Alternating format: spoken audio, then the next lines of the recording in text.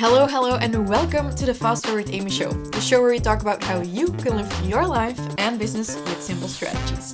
I'm Fast Forward Amy, your host and coach, and I'll bring you a new episode every Tuesday. If you are a business owner, or an entrepreneur, or a salesperson, or a side hustler, no matter what, you are probably selling something. And it might be that you are struggling with the thing you are selling. And you might be thinking, I'm not selling enough, and this is starting to be a little bit of a problem.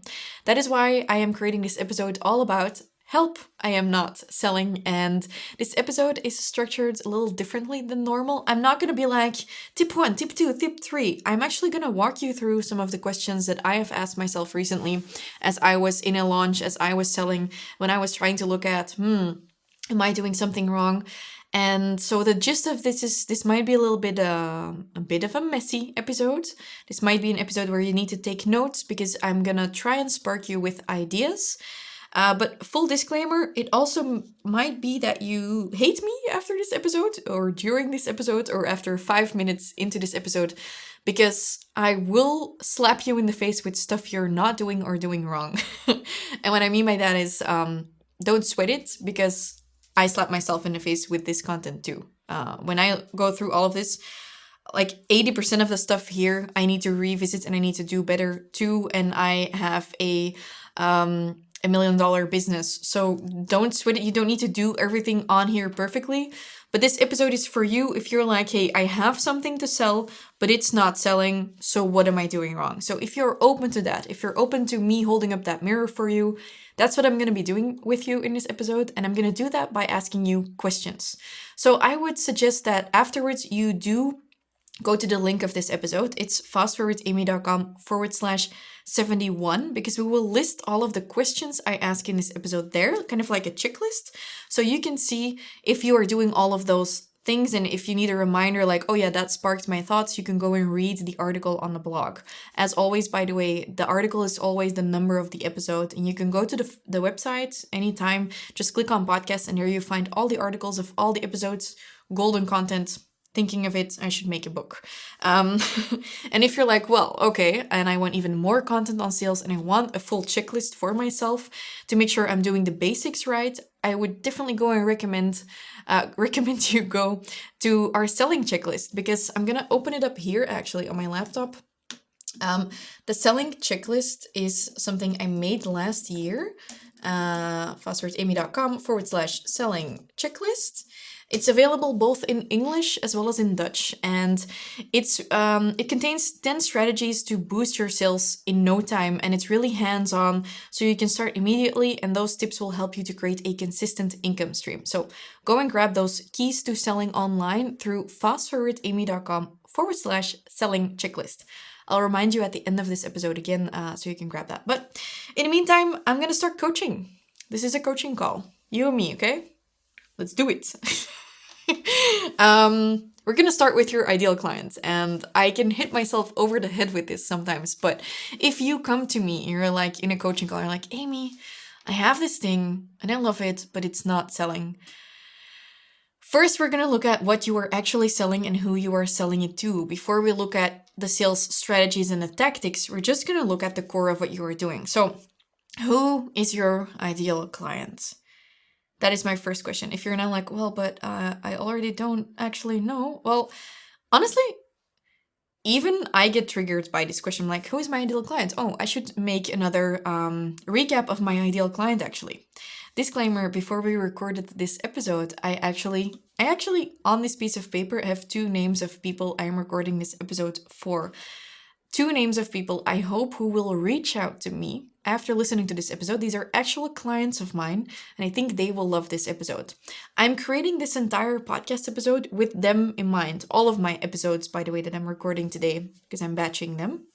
And when I make a program, I tend to also make it for specific people, for the specific ideal customer avatar I love. Your ICA, your ideal customer avatar, is your ideal client. It could be that you 5 years ago is the ideal client for your product or service. It could be that you already work with someone you really love and you want them to be your ideal client and you want many more people like them. It could also be that it's an imaginary person. Let's say you're a fitness coach and you think, well, you think you would love to work with moms who've just given birth and who drive a Range Rover and wear a juicy sweatsuit. I don't know, I'm stereotyping, but the two simplest ones are either identifying clients you already love working with or have worked with, or yourself in the past. The who you think would be a nice client often goes wrong because that's often not actually who you actually need or want as a client. So that ideal client, how does that work? You want to have someone in mind so that when you are creating content, when you are marketing, when you are creating your products and your programs, you can really think like, Will, client XYZ, let's pick a name for someone. Let's say Helen. Helen is our ideal client. By the way, Helen is the name my parents would have given me if it wasn't Amy. So that's a fun fact. The other name was Megan. So we can do a vote this week on my stories. Amy, Helen, or Megan, which one do you like best? I'm happy with Amy, but my third name is actually still Helen. Like I have Helen in my name. I don't know, a weird thing my parents did. I don't know if other parents do that too. My brothers all have that too. Like everyone has like, if it wasn't this name, it would have been that name, and they put it in our actual official names. So my ideal client, I'm gonna call her Helen today, is well, I love her. I love working with her. She's already a client. She's signed up for my follow-up program. She'll keep signing up. I love her. When I make content, I'm like, will she like this? Will she like this branding? Does she feel attracted to this? Does she think this is smart enough? Is she triggered by this? Because I am an educational business. Now you might have a product-based business. You can look at, will she enjoy using this? Will she think this is pretty? Does she want to pay for this? All of that. Basically, you have someone in mind you love talking to.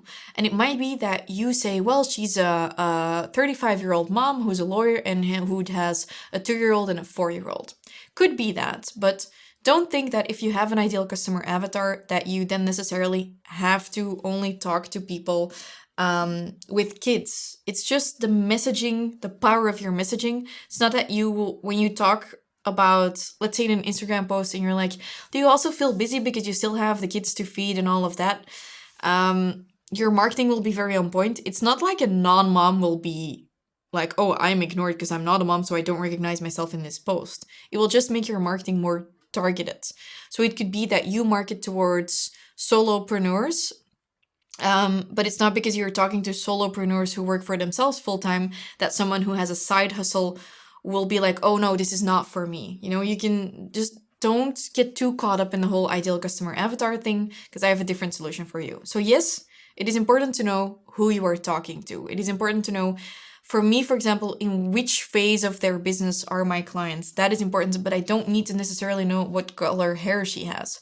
What helps for me is to know that I am actually talking to my ideal customer avatar, namely my existing clients I love and I want to keep working with, because that just defines my messaging. Now, you know kind of who your client is, you know, hopefully, which problem you want to solve or whatever your product does, but you want to look at these circles. I don't know if you can see them, but I drew 3 circles here. I've actually talked about this in the past, but when it's not selling, before we look at your sales strategies and tactics, we need to look at, first up, do your clients actually want what you have to offer? Are they interested in what you have to offer? Do they love what you're offering them? Okay. For me, that could be, for example, my mindset podcast. Whenever I write procrastination or perfectionism or overwhelm in a title of a podcast episode, I know it will do well because mindset is the shit in my followers, my audience loves that. They love it, okay? But not only does your audience or your prospects, do they need to love it, they also need to be willing to actually pay for it. So for me, for example, people will pay for launching strategies way quicker than they will pay for something mindset. They want mindsets, but they will pay for strategies or for actual tactics or for more tangible stuff. So I could create a podcast episode about mindset because they love it and I am A+ at it. I am very good at it. This is a podcast episode, but I don't necessarily have the sweet spot for my sales because this is the sweet spot. The sweet spot for what you're selling is what you love and what your clients love or like need and want, need or want, what they want to pay for. In my case, they will rarely pay for mindset because they don't want it, although they do need it. And it's also what you love and what you are good at. This is also like related to, I guess, Ikigai, and you can also make it with like 4 circles, but I'm not taking myself too seriously here. But if you, let's say you have something you're really good at, but no one wants it, then you're not going to be able to sell. And sometimes you'll have something like the mindset stuff. I'm really good at it. People love it, but they won't pay for it. So then that maybe that's free content, but not paid content. This is your sweet spot. If you're not selling, before we go into further tips, ask yourself, do people actually want it? Like, is it solving a desire or a need for people? Do people want what you have to offer? Very uncomfortable. If your answer right now is heck yes, great. Probably you have proof of that.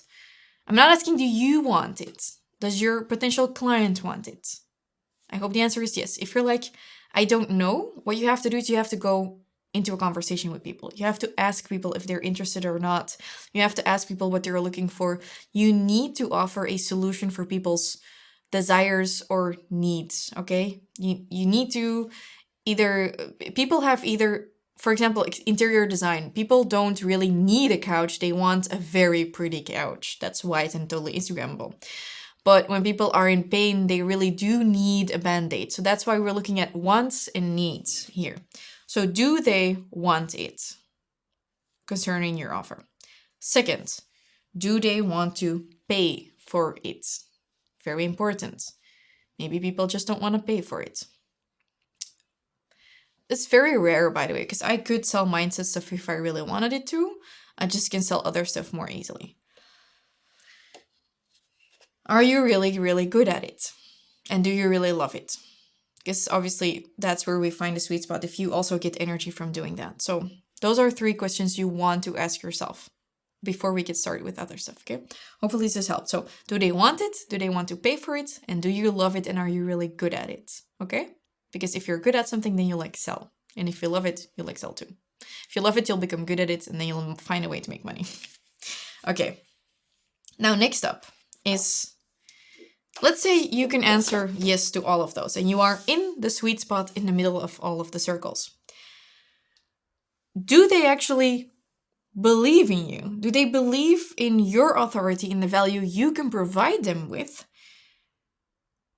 so that they believe in the value of what they are buying? And I will let you in on a little secret. This is one of the things I learned during my last launch of the Business Freedom Elevator. I was like, I know the product is good. I know I am good at it. I believe in my program. It delivers results. I have a ton of reviews confirming that it works. I know people need what's in there and all of that, but I was seeing a lack of, like, all the circles, it panned out, theoretically. But I was like, okay, so what is it then? Because people, like, it works, we've proven that it works, but people weren't taking a lot of action. So I was like, okay, usually when there are objections in sales, it's either about value or belief. And when it's about belief, when people don't believe in a product or in a person, it also ties into value. So I was like, do they believe it can work for them? My Business Freedom Elevator. And I all of a sudden realized, like, holy shit, maybe they don't. Maybe they're like, it's interesting, I kind of want it, but I don't think it will work for me. Because they might not believe in the program or in my value. And I was so used to being an authority over the past few years and having so much content out there that was so high value that I hadn't looked in a few months at actually, like, for example, my Instagram feed and my stories, like, am I actually delivering a lot of tangible value for people so that they can see, like, this triggers me, this makes me believe that this product will work for me. So what we did is we started making more valuable content again, showing people like, hey, this can really work for you. Because I was stuck in this sort of loop where I was so focused on all of my coaching clients, I was producing less valuable content online for free. And all of a sudden I realized, like, oh, I just need to show them my genius, or show them the genius of the frameworks we have in the Fast Forward Academy. Once I did that, everything shifted in the last week of our launch, by the way. So what does this mean for you? My question, we've had some questions in the past, like who's your ideal client, and then the circles question. Oh yeah, if you were listening, you couldn't see the circles. I just realized that. I'll put them on my Instagram. But it's just like 3 circles, and in the middle they overlap all 3 of them, and that's a sweet spot. So, do they believe in you or in your product? That has to do with both your authority as well as your authenticity. If you're offering products, it has to do with them. It could also be them believing in you. Like, if I pay you, your brand looks shady, I don't think the product is gonna get here on time. Or, hey, I don't believe your product will work because it seems too cheap for what you're offering. There's a bunch of stuff. Do they believe in the product is my question. And do they believe in you delivering the product or service? Both of those. Look at those. Do they believe it can work for them specifically? Maybe they're like, yeah, but it will work for other people, but it won't work for them. Let's take a product as an example, like razors, like the cream and the razors. I bet a lot of women are like, yeah, but will that work for my legs, my big hairy legs, for example? So you need to look at that. Do people actually believe in it? And then we can look at a bunch of strategies, tactics, all of that stuff. For example, if you are not selling, like, Amy, I'm not selling SOS. Okay, how many times have you actually pitched? I know when I do this and I'm like, I get all up in my head and I'm like, well, it's not performing well enough. I must not do this anymore, blah, blah, blah. And I look at how many times I've actually pitched it. I can find like one post on my Instagram feed and like one time in stories where I like pitched it. And probably the first time where I actually said the price or actually put a whole story explaining how the program works. And then I'm like, well, but the spotlight effect says that people need to hear something 8 to 10 times before they actually realize it. So actually, you should be really pitching something and asking people to buy. And like, if you want this, register now 8 to 10 times. And that's what I call the highlight effect. The highlight effect counteracts with the spotlight effect. The highlight effect is keep highlighting the thing you are offering and keep pitching it. And by pitching, I don't mean hinting at what you have to offer, hinting at your product or service. I mean, literally saying like, hey, this is what I'm selling. This is what it's worth. This is why it's great. All of that. And then like, do you want to buy it? Buy it here. Click here. Register here. All of that stuff. Really pitching. Now, if you're like, Amy, I seem to be a little stuck there. I haven't pitched it at least 10 times. Then we might run into a little bit of a mindset problem. So my next question is, do you believe in what you're offering? Do you believe in it? I've said it in a previous episode, I think it was episode 68, where I talk about how I went from broke to being a self-made millionaire. Sometimes I don't believe in myself, but I do believe in what I do. I do believe in my programs and products because they work. So, do you believe in what you are offering? If that is not the case, obviously you're not going to be selling, because if you don't believe in it, why would other people believe it? If you don't love what you have to offer, why would other people love what you have to offer? So that thing you're feeling where you're not pitching because you haven't pitched it 10 times, it might be because you actually don't believe in what you have to offer. You need to go and fix that. You need to make sure that your program is better. You need to work on your mindset, or you need to put on your big girl pants and say like, I'm afraid, but I'll do it anyways.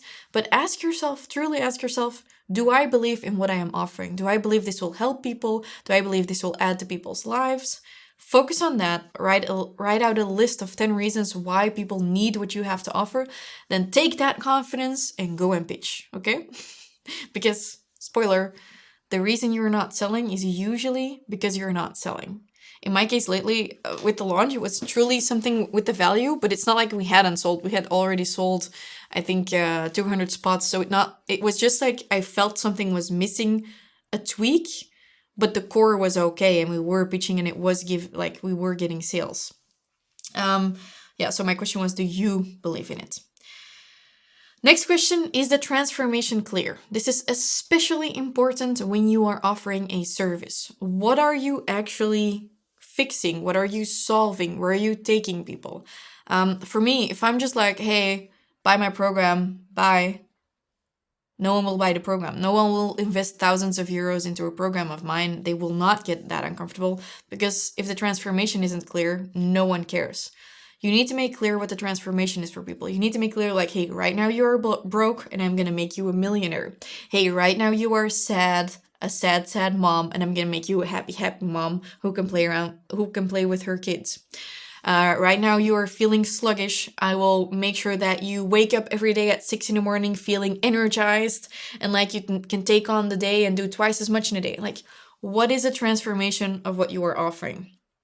And even when you're offering products, also look at that. Like, what is a transformation in people's lives when that happens? Like, will they go from being bored in their ugly room to being like, oh my God, I have a fabulous bedroom where I'm so happy I have this fancy white couch and I just love spending time in my bedroom because this couch is here. You're not selling a couch, you're selling a lifestyle. So is the transformation clear of what you are offering? Do people see why they need to go through the pain of paying money for the thing they need? Even if you're a videographer, do people see the added value of having hyper-professional videos with amazing lighting, amazing sound, amazing video quality over doing it themselves with webcam? Do they see what the impact of that is? Do they see why they would pay so much more by buying that? So really focus on that transformation. And it is something that you probably see and you think it's very evident. For me, I'm like, well, you're going to save 3 years of work, and instead of being overworked and depressed and making 2,000 euros a month, and a year from now you'll be making 20,000 euros a month and being on a vacation 1 week a month. I see that, but if I don't tell my clients that, or potential clients, then why the fuck would they buy? Sorry, not sorry for swearing. Ha, this gets me fired up. This is bad or good. By the way, don't forget to grab the selling checklist before you leave here. I'm not going to make this episode too long, so I'm going to highlight a couple of extra pointers and then you can go and grab the selling checklist. Is there a frequently asked questions list, and have you answered them? So often people will be like, in what language is the program? Or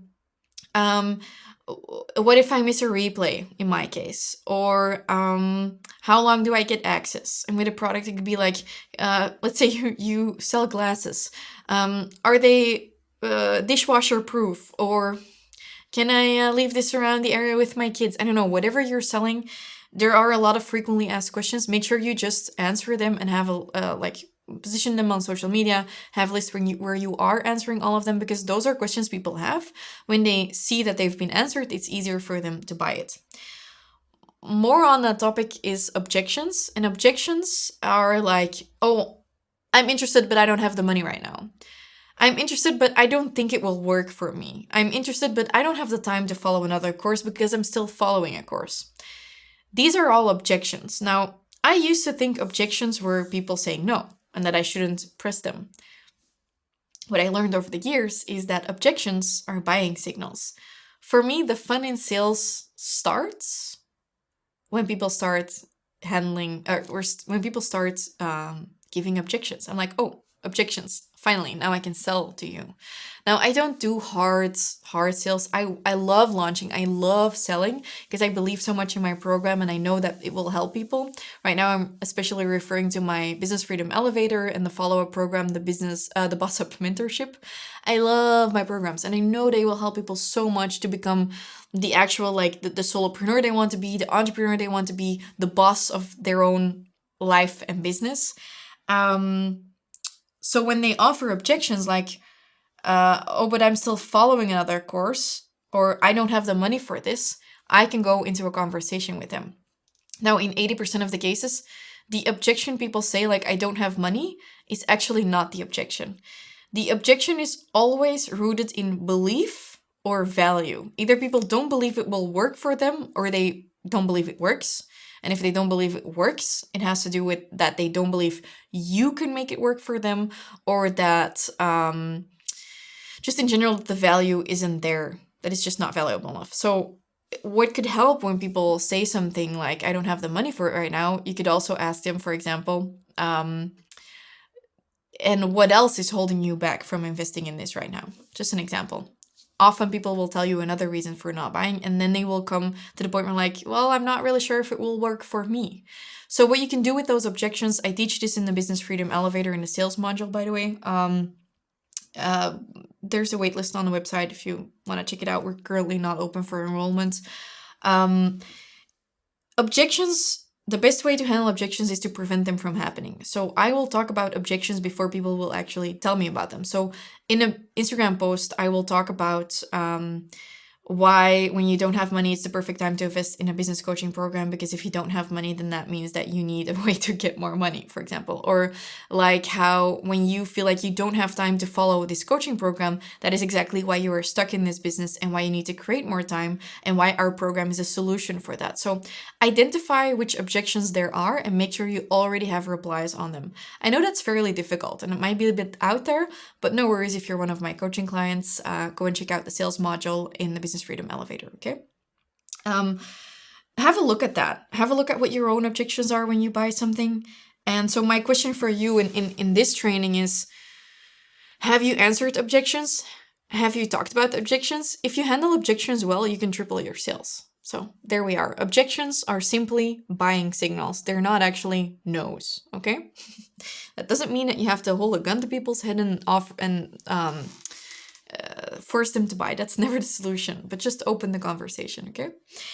Now, how does your program work, or how does your product work? Even if it's super simple, even if ordering it is very simple, all of it will be very simple for you. But how does it work? For me, it's super obvious that we have video coaching calls in Zoom and people can choose if they turn their video on and off. But for other people, it might not be. And no matter how many times I have said how it works, people still don't know how it works. So I have to keep repeating and repeating how it works. Same goes for you with your program, with your product. How does ordering it work? How does using it work? How does it work? Okay, the how does it work people are not the first buyers. They're the wait until the last week of a launch buyers. The how people. I call them the blue people.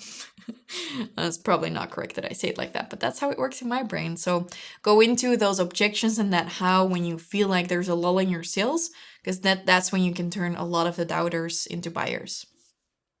And then I have two more questions. One is, what is the actual offer? So when we are pitching and doing, we often forget to just highlight exactly what it is that you are offering and what benefits it has for your clients. It's kind of like the transformation. It's just like really highlighting like what will they achieve by doing this. Like I will help you go from being sucky at time management and having to-do lists everywhere to waking up and having a clear view of your day and always knowing what you have to do and a bunch of other stuff I can't come up with right now because I'm recording a podcast.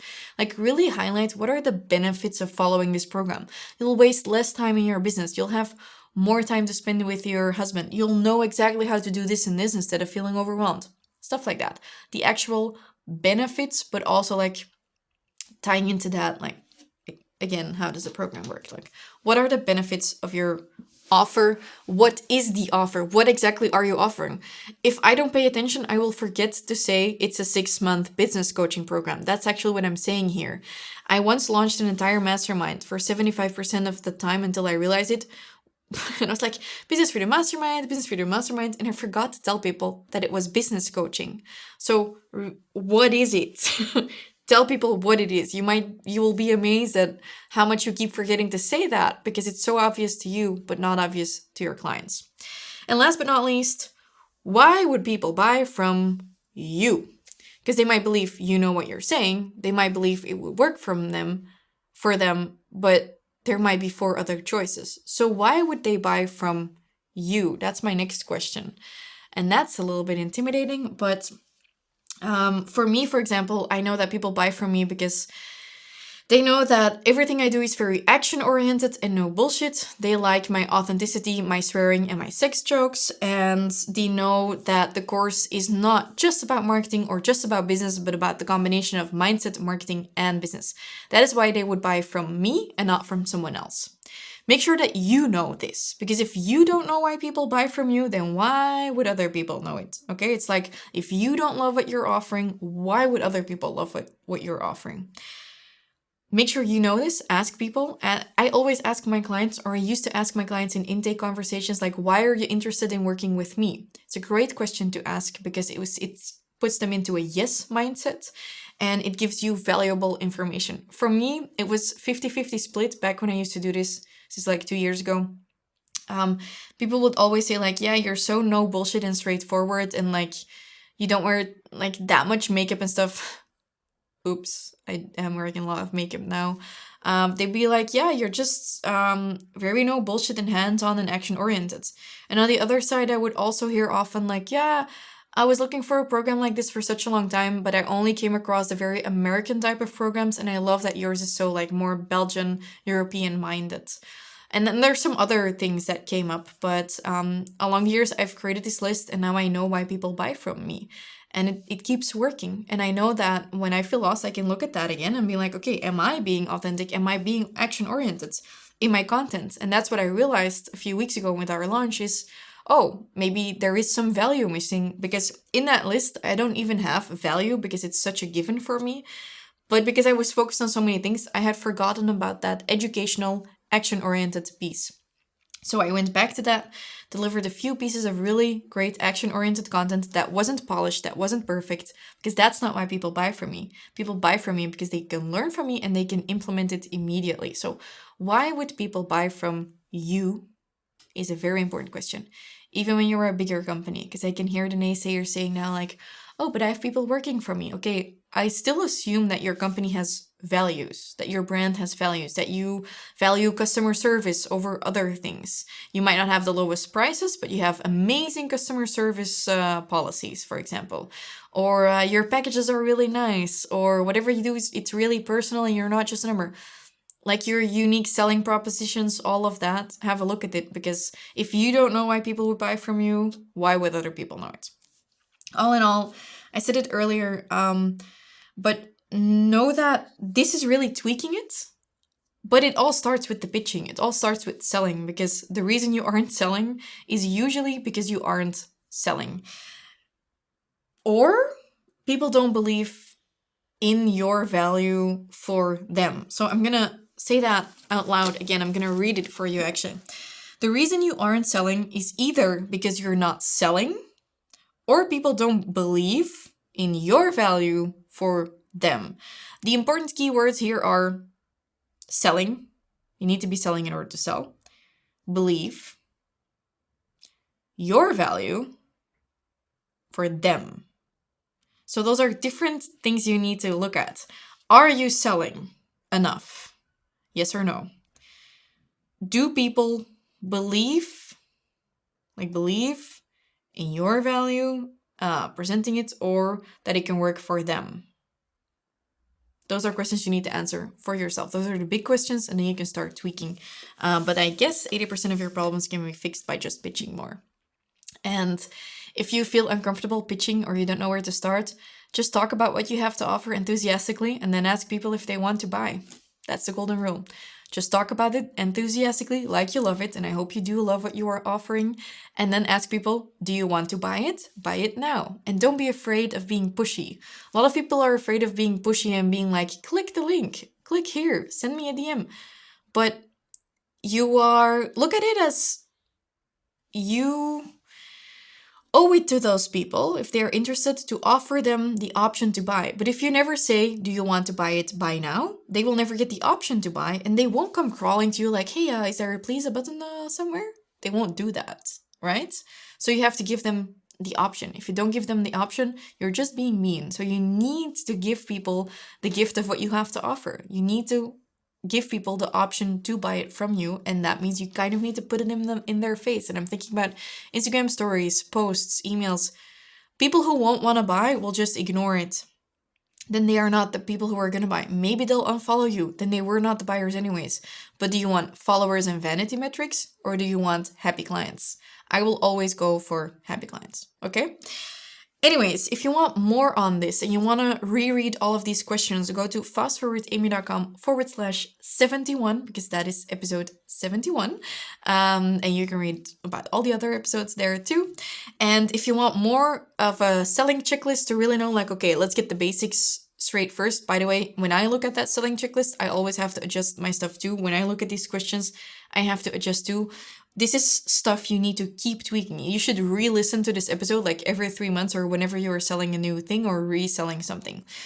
Anyways, go to fastforwardamy.com/selling checklist. This was the Fast Forward Amy show. If you liked it, I would really, really, really, really, really, really, really, really like it if you could share it on your Instagram. I hope to reach more people to listen to the podcast this year and to get into sales and marketing and mindset and business. So make sure you screenshot that you are listening to this episode wherever you are, share it to your Instagram stories, tag me as @FastForwardAmy so I can see what you thought. Leave me a little review. I would really love that. And yeah, talk to you next week, Tuesday. Have a happy day.